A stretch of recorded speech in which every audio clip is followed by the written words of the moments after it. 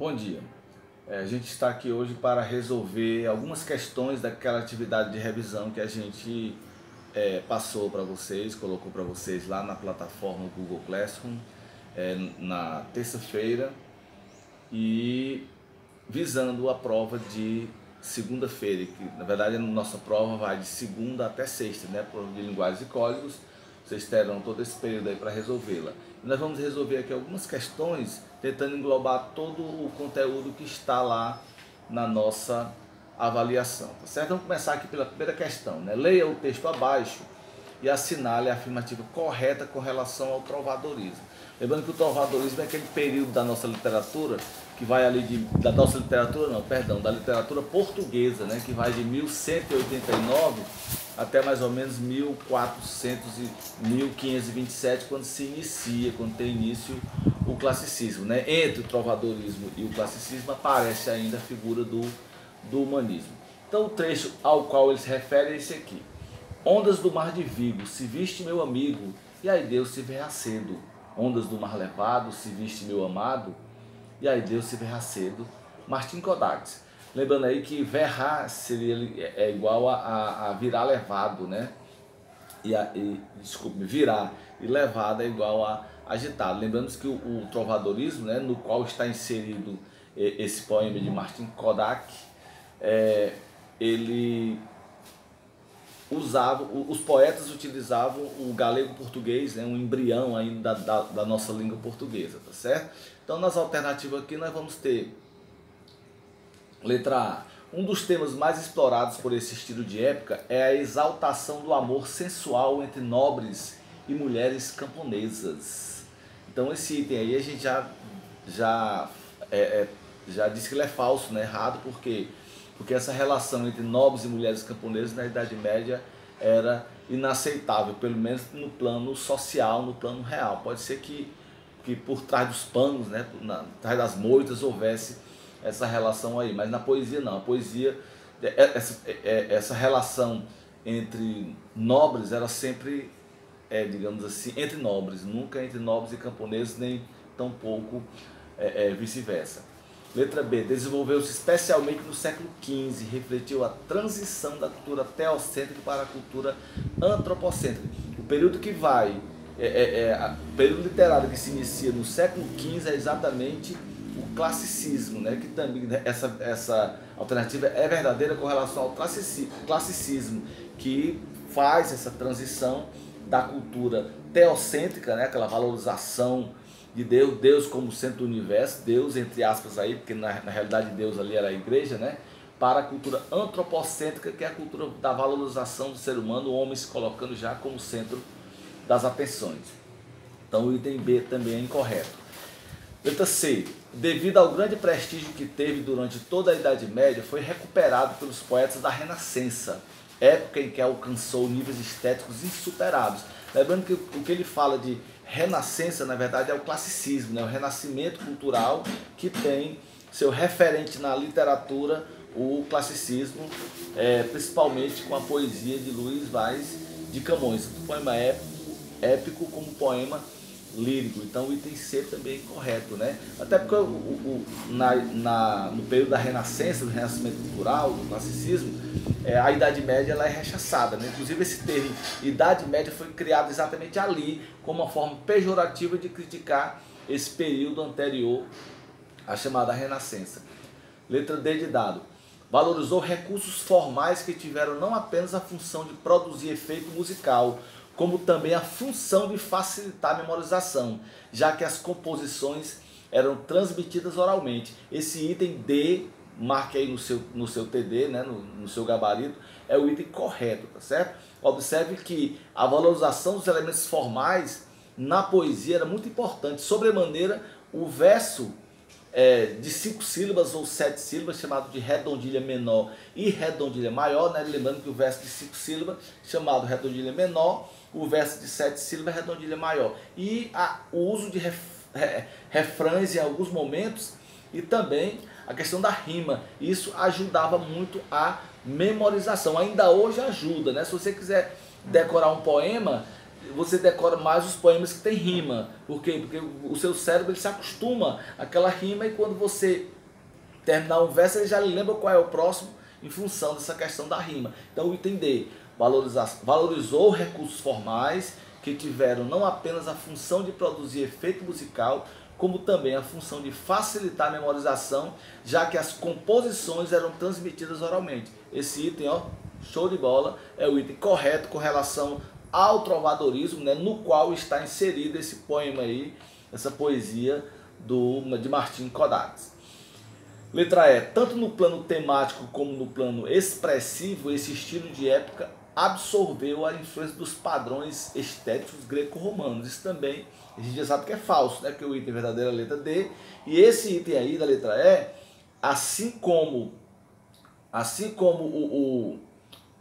o item B, dizem respeito ao classicismo. Repetindo, se a gente pegar aqui uma sequência da literatura portuguesa, para chegar até a nossa, brasileira, nós vamos ter trovadorismo, depois o classicismo, e entre o trovadorismo e o classicismo nós vamos ter ali o humanismo, que é um período de transição, tá certo? Então nós vamos ter essa sequenciazinha aí, e já iniciando a literatura brasileira, nós vamos ter o quinhentismo, né? O quinhentismo que vai ser o ponto inicial do estudo da literatura brasileira. Não é o início da literatura brasileira, mas o início do estudo da literatura brasileira. Beleza? Então o item correto da primeira questão, letra D de dado.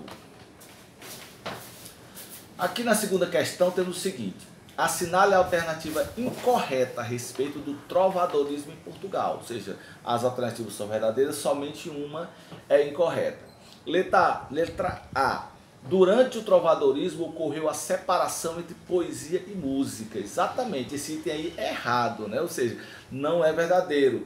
Porque exatamente durante o trovadorismo havia a união entre a poesia e a música. Inclusive as músicas chamadas cantigas eram cantadas pelos menestréis e pelos trovadores, né? Exatamente.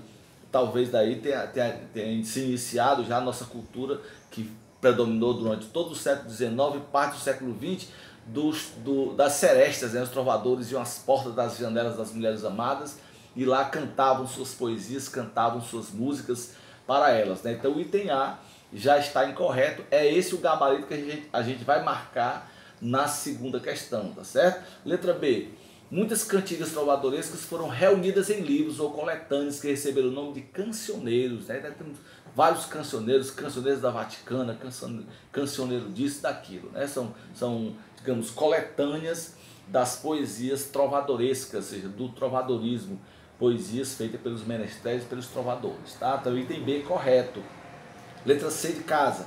Nas cantigas de amor há o reflexo do relacionamento entre o senhor e o vassalo na sociedade feudal, distância e extrema submissão. Exatamente. O senhor, seu feudal, era aquele indivíduo que detinha a posse das terras e tudo, e o vassalo era aquele que subjugava as suas condições. E na poesia chamada Cantiga de Amor, nós vamos ter uma relação de submissão também, em que o eu lírico é, digamos, submisso, o vassalo, e a mulher amada, né, geralmente a mulher inacessível, inatingível, seria a representação do Senhor. Então nós vamos ter sempre na poesia, na Cantiga de Amor, nós vamos ter sempre essa relação de submissão que representa, na verdade, a sociedade feudal.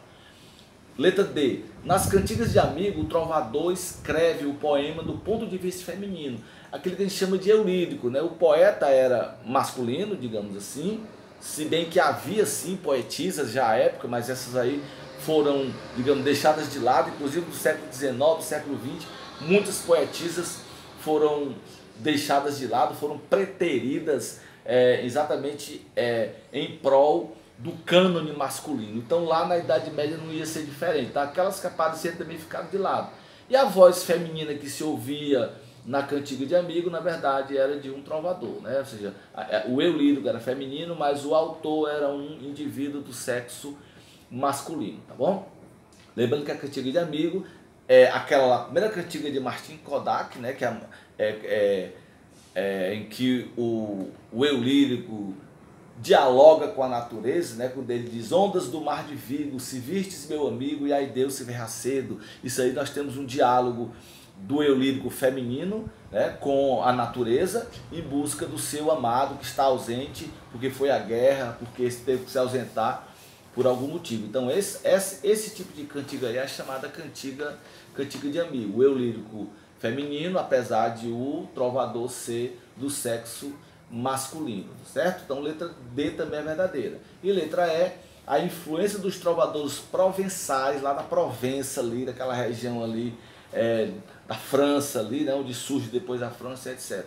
É nítida nas cantigas de amor galego-portuguesas, exatamente. Né? Então aquela região todinha ali fomenta esse novo idioma, né? E aí as ideias vindas lá do meio provençal vai se refletir exatamente nas cantigas de amor, nas cantigas de amigo, em função principalmente do uso do galego-português, que é o embrião da nossa língua portuguesa. A segunda questão, então, pede o item incorreto. Nós já temos aqui a letra A como sendo o item incorreto, né? O item incorreto da segunda questão, ou seja, o item que diz: durante o trovadorismo ocorreu a separação entre a poesia e a música. Isso é totalmente o contrário, é diferente do que a gente já sabe, né? Então o item A é falso.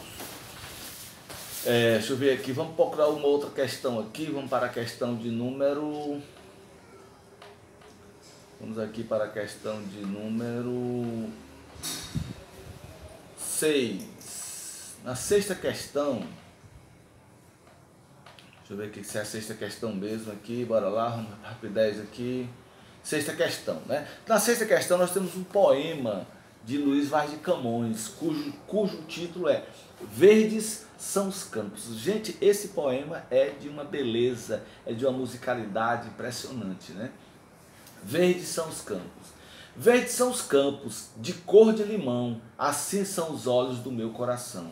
Campo que te estendes com verdura bela, ovelhas que nela vosso pasto tendes, de ervas vos mantendes, que traz o verão, e eu das lembranças do meu coração.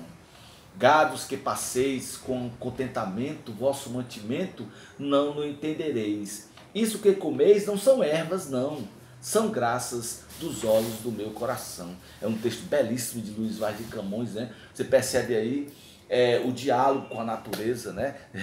Para a exaltação dos olhos da mulher amada, né? do ente amado. Você vê aí que ele faz essa relação com a natureza, né? Dialoga com a natureza para mostrar que verdes mesmo, aqueles verdes que o campo possui, na verdade são emprestados pelos olhos da sua amada. Que lindo!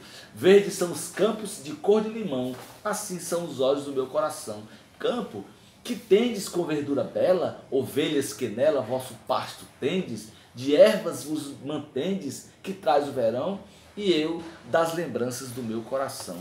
Muito bonito, né? Então, o item aqui, a pergunta é a seguinte, né? O item da sexta questão, a questão de número 6. Os versos do poema acima contêm 5 sílabas. Ora, e são denominados verso de 5 sílabas, verso de cunho popular, digamos assim, verso de motivo popular, a gente vai chamar de redondilha menor aqui na letra A, né? Lembrando, verso de 5 sílabas, redondilha menor, verso popular. Verso de 7 sílabas, redondilha maior, também verso popular. Verso de 10 sílabas, verso decassílabo. Verso de 12 sílabas, alexandrino. Verso de 7 sílabas também é um heptassílabo, né? O verso heptassílabo tanto é chamado de redondilha maior como de heptassílabo, mas com certeza você sempre encontrará o nome redondilha maior. Então, como o verso de Camões aqui possui 5 sílabas, todos eles, né? A gente vai ter então uma redondilha menor. O poema é formado por versos de 5 sílabas que são chamados redondilhas menor. Sétima questão. Mesmo pertencendo ao classicismo, esse poema de Camões, ou seja, Os Verdes Campos, nos lembra a tradição medieval, devido a... Nós falamos lá na primeira questão que o classicismo ele é exatamente essa transição, né? Essa transição entre a Idade Média e a Idade a Idade Moderna, né? Então, na verdade, essa transição entre o mundo teocêntrico e o antropocêntrico, na verdade, ela é muito refletida na poesia de Camões, que tem momentos que Camões lírico, ele produz poesia, ele produz uma poesia mais popular, mais ligada ao mundo medieval, e depois ele vai trabalhar mais o seu verso decassílabo, que é o típico verso classicista. Então, mesmo pertencendo ao classicismo, esse poema de Camões nos lembra a tradição medieval. Devido ao tema amoroso, ao tipo de verso utilizado e o diálogo com a natureza, a referência ao campo, ao locus amoenos, ao uso de refrão ou ao uso do tema religioso. Então a gente vai ver que nesse poema de Camões, a gente já falou, ele produz um tipo de verso medieval, né? Ele é feito na medida do verso medieval, que é exatamente o verso de 5 sílabas, e também ao diálogo com a natureza. Então lembra rapidamente, né, mesmo pertencendo ao classicismo, esse poema de Camões nos lembra a tradição medieval devido ao tipo de verso utilizado e o diálogo com a natureza. Então a letra B é a alternativa correta para essa questão de número 7, tá bom? Vou parar aqui e daqui a pouco eu volto com outro videozinho, senão ele não vai caber lá no nosso YouTube, tá ótimo? Tá ok? Valeu!